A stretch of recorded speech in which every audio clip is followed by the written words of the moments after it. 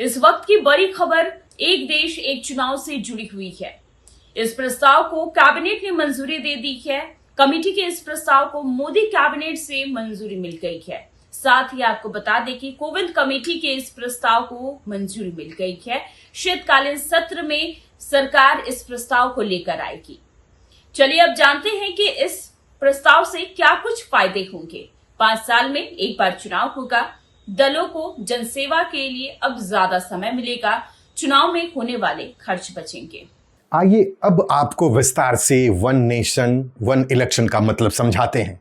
दरअसल भारत में जो है वो चुनाव आए दिन कहीं ना कहीं किसी राज्य में हो रहा होता है। वो स्थानीय निकाय का हो या फिर विधानसभा का चुनाव हो या कहीं राज्यसभा का चुनाव हो। ये चुनाव की प्रक्रिया जो है सालों भर चलते रहती है। तो मोदी सरकार ने ये सोचा कि जो देश हमेशा इलेक्शन मोड में रहता है उससे बाहर आना चाहिए।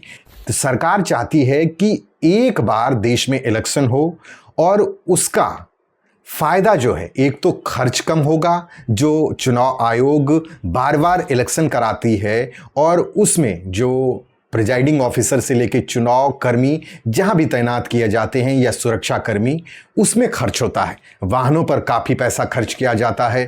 वो सारा पैसा तो बचेगा ही। कई बार ऐसी स्थिति बनती है कि जान माल का भी नुकसान हो जाता है कई जगह। तो उससे भी आप एक बार में ही निपटेंगे। वो समस्या बार बार नहीं आएगा कि कहीं कोई ऐसी स्थिति बन रही है, क्योंकि उसके लिए व्यापक तौर पर प्रबंध किया जाएगा। और मोदी मानते हैं कि ये बहुत बड़ा परिवर्तन होगा देश में जो लोकतांत्रिक प्रक्रिया है। पूर्व राष्ट्रपति भारत के रामनाथ कोविंद जी हैं, उन्हें अध्यक्ष बनाया गया था इस कमेटी का, जिन्होंने अपना एक ड्राफ्ट जो है वो सरकार को सौंपा और उसे कैबिनेट ने मंजूरी दे दी है। अब जाकर ये कानून का रूप तब ले पाएगा जब इसे लोकसभा और राज्यसभा से पारित कर दिया जाए, और इसके लिए संविधान में संशोधन की ज़रूरत होगी। जिस तरीके से आपने देखा होगा टैक्स को लेकर प्रधानमंत्री मोदी ने कहा था कि एक देश एक कर, उसी तरीके से वन नेशन वन इलेक्शन का मोदी सरकार का ये प्रोजेक्ट है। कई राजनीतिक विरोध हैं और कई विशेषज्ञ भी मानते हैं कि इसे लागू करना उस तरह आसान नहीं है जितना सोचा जाता है, क्योंकि कई बार ऐसी स्थिति बन सकती है कि मध्यावधि चुनाव हो जाए। तो उस स्थिति में तो फिर क्रम बदल जाएगा ना, कि आप अगर कहीं एक जगह मध्यावधि चुनाव करा लिया जाएगा तो फिर कैसे आप ठीक करेंगे।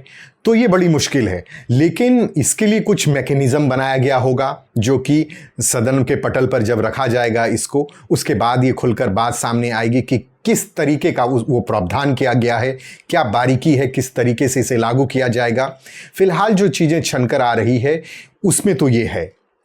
आपको बताते हैं कि पहले भारत में ऐसा नहीं था कि एक साथ चुनाव नहीं होता था, लेकिन राज्यों का जो पुनर्गठन हुआ उसमें कई राज्य जो है अलग से वहाँ चुनाव होने लगा। कई जगह राष्ट्रपति शासन लागू किया गया, उसके बाद वहाँ का क्रम बिगड़ गया और इसी तरह सारे राज्यों में क्रम बिगड़ता चला गया। अब इसे ठीक करने के लिए कई राज्यों को या तो उनके कार्यकाल को बढ़ाया जाएगा या तो उनके कार्यकाल को घटाया जाएगा। ऐसा कुछ प्रावधान होगा इसमें, क्योंकि अगर 29 में चुनाव कराया जाएगा तो ये चीज़ें करनी पड़ेगी। और आप एक चीज़ सोच सकते हैं कि इसमें सिर्फ धन और का तो बचत है ही, इसमें जो संसाधन लगता है, जो सारी मिशनरी इसके लिए काम करती है, वो भी एक बार ही काम करेगी ना। अगर विधानसभा का चुनाव हो रहा है, वहाँ अगर स्थानीय निकाय का चुनाव हो या लोकसभा का चुनाव हो रहा है, एक साथ हो रहा है। लेकिन इसमें इन्होंने किया है कि 100 दिन के अंदर स्थानीय निकाय का चुनाव कराया जाएगा, पहली बार ऐसा बनाया जा रहा है। और ये अच्छा फैसला है, वैसे देश के हित में है। इसकी कुछ बारीकियों को मैं आपको बताना चाहूँगा, ज़रा गौर करिएगा। देखिए, इसका फ़ायदा ये है कि इससे जनता को बार बार चुनाव से मुक्ति मिलेगी, चुनावी खर्च बचेगा और वोटिंग परसेंट में इजाफा होगा। क्योंकि जब जनता को लगेगा कि 5 साल में एक बार मतदान करना है, वो तो घरों से बाहर निकलेंगे और बड़े तादाद में मतदान होगा, जिससे वोटिंग प्रतिशत बढ़ेगा। हर बार चुनाव कराने पर करोड़ों रुपए खर्च होते हैं, जो कि कम हो सकता है। इसके अलावा देश में राजनीतिक स्थिरता लाने में यह अहम रोल निभा सकता है। इलेक्शन की वजह से बार बार नीतियों में बदलाव की चुनौती कम होगी।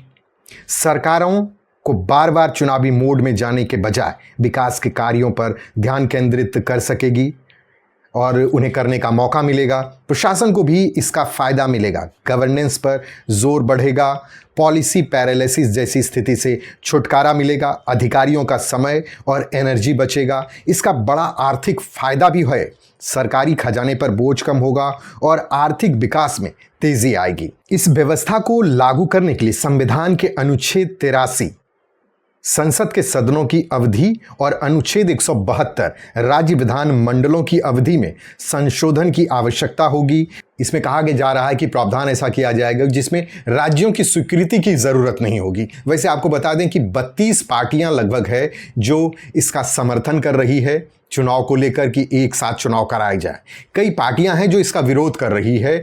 मुख्य तौर पे अगर देखा जाए, कांग्रेस कह रही है कि ये बड़ा अप्रासंगिक है क्योंकि ये प्रैक्टिकल तौर पे इसे लागू करना बड़ा मुश्किल होगा। वैसे ये देखने वाली बात होगा कि संसद में जब इसके बारे में सारी चीज़ों को रखा जाएगा और एक एक तथ्य को बताया जाएगा किस तरीके से इसे इम्प्लीमेंट करने की सिफारिश की गई है और किस तरीके से इसका ड्राफ्ट तैयार किया गया है और कैसे इसे रखा जाएगा और कैसे इसे अमलीभूत किया जाएगा, तो उसके बाद कांग्रेस का क्या रुख होता है ये देखने वाली बात होगी।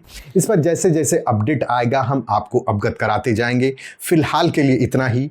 आपको हमारा ये वीडियो कैसा लगा हमें कमेंट बॉक्स में लिखकर ज़रूर अवगत कराइएगा। धन्यवाद।